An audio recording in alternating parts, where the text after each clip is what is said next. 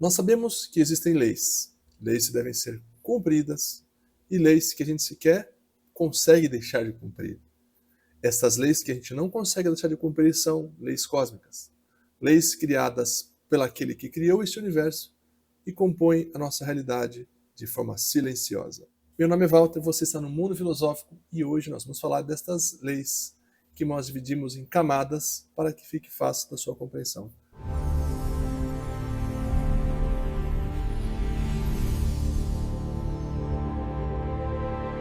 Então nós iniciamos olhando para uma apresentação que eu desenvolvi para que a gente possa juntos olhar para essas leis e com isso a gente consiga dialogar com um conteúdo que ele é didático, dinâmico e dentro de uma linha muito lógica de trabalho.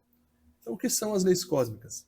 São, na verdade, princípios universais que regem consciência, energia e manifestação. Elas surgem na concepção deste universo que nós estamos inseridos e seguirão conosco até a dissolução de toda esta dimensão, desta manifestação de vida. E o que são leis? Só para a gente entender quando a gente fala de leis, estas leis universais são anteriores a qualquer religião, a qualquer dogma ou qualquer sistema, seja moral ou não até. A gente pode observar essas leis da natureza, dentro de nós mesmos, naquele espaço em que nós ouvimos a nós mesmos, mas não sabemos o que é, e toda a estrutura do cosmos também trabalha e interage submetendo-se a esta própria lei.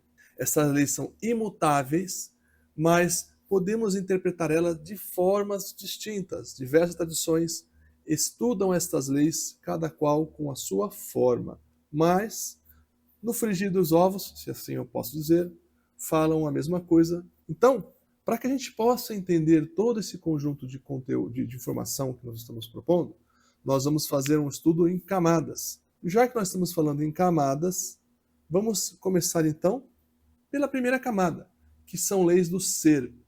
As leis do ser são leis que estão coligadas com a consciência. E o que é então essa camada do ser? É a realidade antes da forma, antes da energia, antes do tempo e antes da experiência humana. Veja que aqui a ideia é responder perguntas como o que existe antes de tudo, o que somos, antes desses papéis que a gente assume enquanto personalidade, enquanto encarnados, e o que sustenta todas essas leis. Veja que aqui a gente não fala do que está acontecendo, mas do que é, por que é. Então aqui, gente, nós estamos diante de leis que são iniciais, elas são anteriores à discussão de matéria física. Nós estamos falando de como surge aquilo que sente, aquilo que pensa, aquilo que tem inteligência.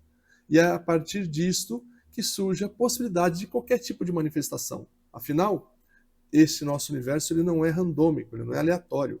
Ele tem toda uma estrutura desenvolvida. Então, quem envolveu essa estrutura tem que se ter valer de pelo menos alguma coisa que a gente pode chamar de consciência.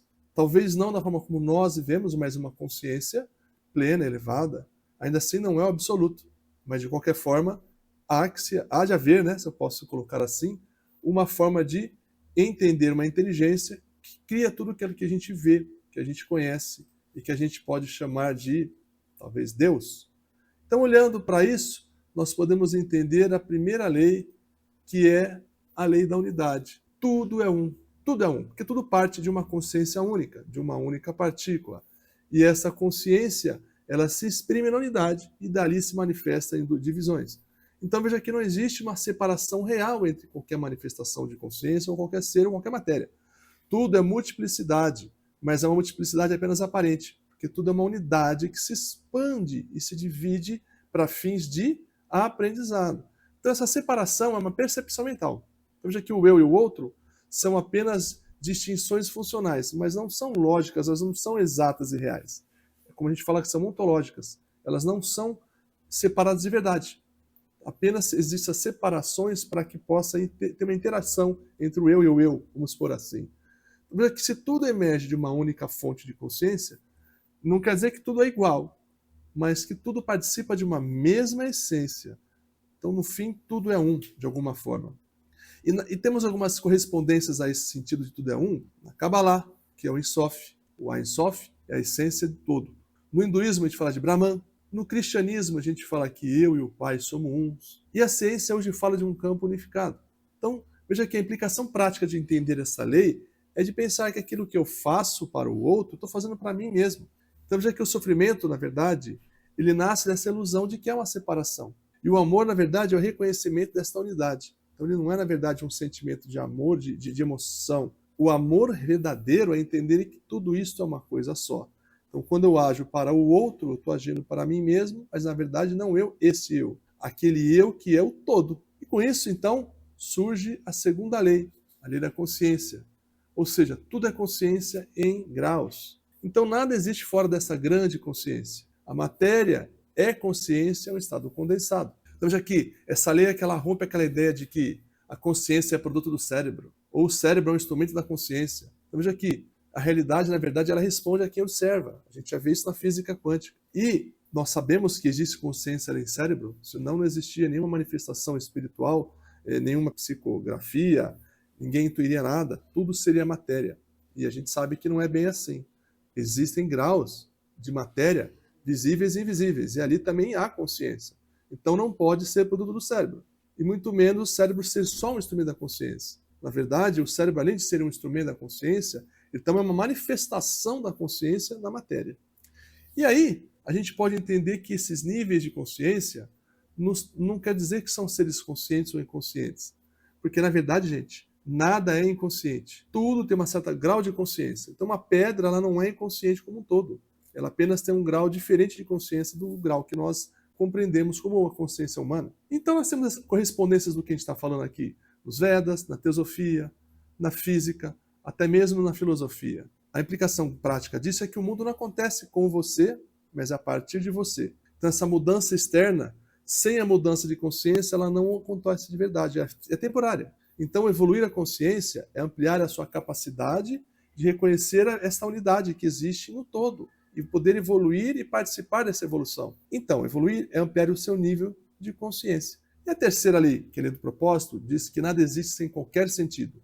Então, nada é desperdiçado, tudo aquilo que é criado tem um propósito, e então, com isso, conhecendo o propósito das coisas, a gente pode fazer o uso da forma melhor possível, como o cosmos determina isso, como a unidade determina isso. Então, nós também temos um propósito. Então, veja que toda existência existe em função do todo, mesmo quando a gente não compreende esse sentido. Afinal, quando a nossa consciência ela se acopla a um veículo, que é o nosso corpo físico, nós deixamos de relembrar ou de lembrar aquilo que nós somos em essência, qual é o nosso propósito. Qual projeto nós temos que participar para fazer parte do todo. Então, isso é um perigo porque acabamos desviando muitas vezes do caminho. Mas, focando no que diz essa lei, quando a gente fala que tudo acontece porque é bom, ou não tudo que acontece porque é ruim, não é bem assim. Esse bem e mal é um conceito que passa do nosso próprio julgamento. Não quer dizer que uma coisa é ruim porque a gente percebe ela de forma equivocada. Mas, na verdade, a gente tem que entender que tudo acontece porque tem um propósito, tem uma função de ser. E muitas vezes o caos que a gente compreende do mundo, do universo, na verdade, não é bem o caos. É uma ordem que a gente não compreende. Então, dor também não é castigo, é uma linguagem, é uma forma de nos ensinar. Então, propósito nada é imposto de fora. O propósito, na verdade, é algo que está dentro de nós e emerge da nossa própria estrutura. E isso demonstra que tudo tem um porquê. A nossa dor tem um porquê, nossa alegria tem um porquê, nosso processo de evolução tem um porquê, a decisão de expandir a consciência tem um porquê. E a correspondência disso aparece no Dharma, no hinduísmo. Na teologia, a gente tem, dentro da filosofia, missão de alma, que é do espiritualismo. Então veja aqui, a implicação prática para isso é evitar as perguntas do tipo, por que isso acontece comigo? Isso é limitante, né? Isso te coloca como uma posição de vítima. Quando eu pergunto, para que isso serve? Qual é a lição que eu tenho que tirar disso? É um caminho que nos revela o que está por trás desse propósito de cada ação que ocorre para nós. Então, aqui a frase que encerra, que fecha esta lei, que é a lei do propósito, é que a vida ela é pedagógica, não é punitiva. Então, aquilo que aparentemente acontece de ruim para nós, na verdade, quer nos ensinar algo, nos fazer maior do que nós somos. A quarta lei é a lei da identidade. Ou seja, o ser é o que é. Isso implica dizer que cada ser expressa uma identidade única do todo, sem deixar de ser todo. Ninguém é igual. Nada é uma cópia de nada. Cada um tem a sua própria propriedade, suas próprias características. Entender que nada é igual implica dizer que cada um tem o seu valor, independente de a gente julgar aquela característica boa ou ruim daquela pessoa. Cada um tem uma trajetória, Então, qual é a caminhada espiritual de cada um? Não tem como saber, só a própria pessoa descobre isso. Não existe um caminho que funcione para todos. Até um certo ponto, a gente até pode seguir caminhando em comunhão, mas tem um determinado momento em que a jornada ela se transforma em única. Por quê? É aquele momento em que aquilo é específico para você. Então, cada pessoa tem o seu valor, a sua importância, sua jornada e sua assinatura espiritual. Cada um é único. E todos esses sentidos únicos que nos unem, nos faz criar o todo. Isso é muito bacana, porque aí vai de encontro com o que Jesus dizia, amar o próximo como a si mesmo. Entender que o próximo faz parte de mim, ele tem o seu valor, ele é único, mas nós somados somos o todo. Então, este amor que entende que tudo é um, e não este amor de paixão, de se identificar, eu gosto desse, não gosto daquele. É um amor mais de ligação, de compreender o que nós somos e o que os outros são.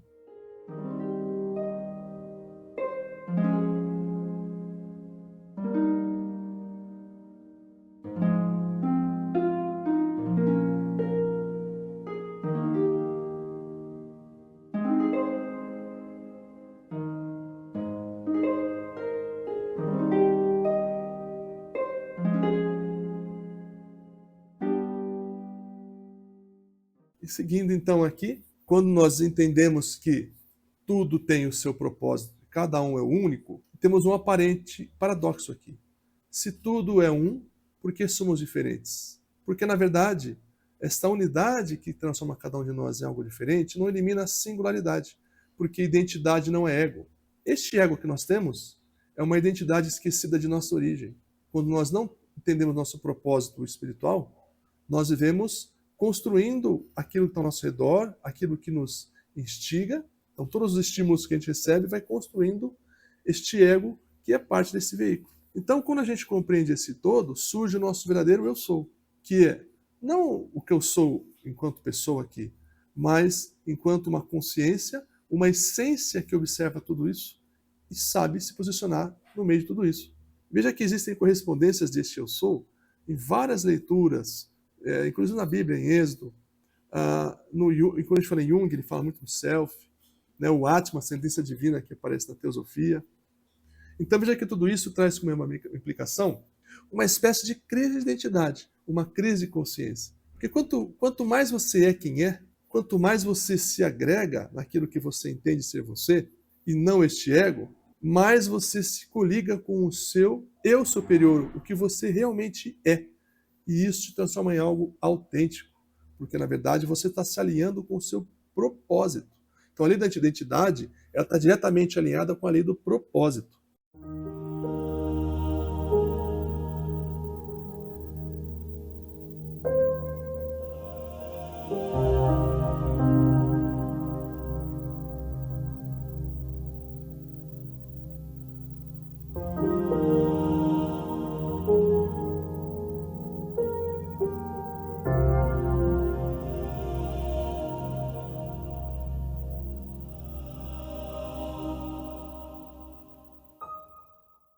Então veja que, entendendo essa primeira camada de leis, a gente começa a perceber o seguinte: quando você entende as leis do ser, você para de lutar contra a vida e começa a cooperar com ela. Porque a camada do ser nos ensina que a gente não está separado, nós não estamos perdidos e nem à mercê do acaso. Nós não somos só esse corpo, esse veículo, essa história dessa encarnação, dessa vida. Nós somos uma consciência numa experiência. E essa é uma base que mostra que a energia vibra, que a vida se manifesta, as escolhas acontecem e a evolução se dá justamente por essa individualização temporária, para que a gente possa aprender enquanto uma centelha. Centelha é um pedaço do todo. E com isso, nós encerramos esse primeiro conjunto de leis, sem antes de deixar uma mensagem muito importante para os nossos amigos que estão aqui assistindo. Vocês perceberam que esse primeiro conjunto de leis, ele vai da consciência, propósito, matéria, individualização, relação com o todo, e encerra nas perguntas de propósito, identidade. Percebe que aqui nós estamos vendo o embrião das construções divinas do cosmos, de como algo se individualiza saindo de uma essência una, que seria a primeira partícula que constrói o universo. Em algum momento, essa explosão que constrói o universo em expansão, surge a consciência. Nós teremos muito material para explicar esse trabalho do surgimento da consciência dentro do universo. Nós temos até livros desenvolvidos pelos nossos grupos aqui, os Portadores da Luz, que é a escola iniciática aqui, que dá base para o mundo filosófico, que discute muito esse trabalho. Existe muito trabalho sendo feito em cima desse tipo de discussão. Então, esse primeiro conjunto de leis explica para a gente o quê?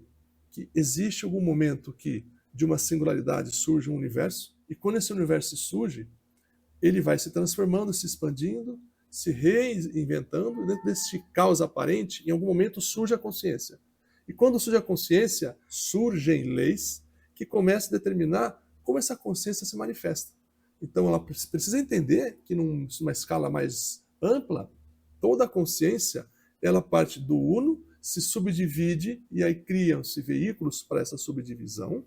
E essa subdivisão, na verdade, ela aprende, ela evolui. Então, quando a gente fala por que a gente saiu de um todo para se manifestar e para depois retornar? Quem disse que volta a mesma coisa, né? Então, veja aqui, esse conceito de consciência surgindo, em algum momento vai bater naquilo que nós entendemos como mônada. Então, veja que a mônada é um papel em branco, é um cérebro, vamos supor, cérebro, ou uma energia, uma consciência que nunca pensou. Você já imaginou um cérebro 0 km? Num corpo com poderes e mais poderes? Então, é que é necessário que a gente aprenda a lidar com tudo isso. Então, digamos que o universo como um todo é um grande berçário de consciências. A grande ideia aqui desse universo é que a gente evolua de uma consciência que nunca pensou, de um cérebro em branco, de uma folha em branco, real, para uma consciência subdivina, para algo que possa ajudar a construir universos mais evoluídos. Então, há um contínuo dentro deste propósito que começa com a expansão do universo e, ao momento, chega no cosmos e chega na consciência, que é algo que pensa e individualizada, mas que deve ter consciência do todo que ela está inserida, participando desse todo.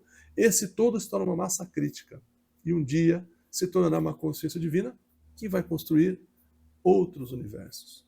Este é um conceito um pouco vago, talvez, um pouco nebuloso, mas veja que nós vamos ter outras camadas de leis que, somadas, fecham o ciclo inicial de leis cósmicas. E depois vamos fazer vídeos comentando como tudo isso se entrelaça. E depois a gente volta para a cosmogonia, que é o surgimento de sistemas solares e como é que tudo isso interage até chegar no que nós somos hoje. Então, eu agradeço se você ficou até o fim. Desejo um grande resto de dia para você, independente do momento que você está assistindo. Se você não está inscrito no canal, deixa aí o botãozinho de inscrito, deixa o seu like se você gostou, compartilhe esse vídeo com aquele amigo que pode se interessar por essas discussões um pouco mais filosóficas e fica ligado que já vai sair logo outro vídeo aí. Nós vamos tentar toda quarta-feira soltar um vídeo novo, com informações novas, e logo também vai ter um horário fixo para vídeo, então dia e hora, e a ideia é que nós tenhamos de 1 ou 2 vídeos por semana em horários fixos. Então estamos tentando primeiro assim, quarta-feira, depois a gente vai ter um horário fixo e a gente vai criar constância para que vocês que acompanham a gente, que gostam do nosso trabalho, já sabem que naquele momento vai ter um vídeo novo no canal. Então deixo um forte abraço para você e te espero no próximo vídeo, hein? Um abraço, hein? Tchau, tchau.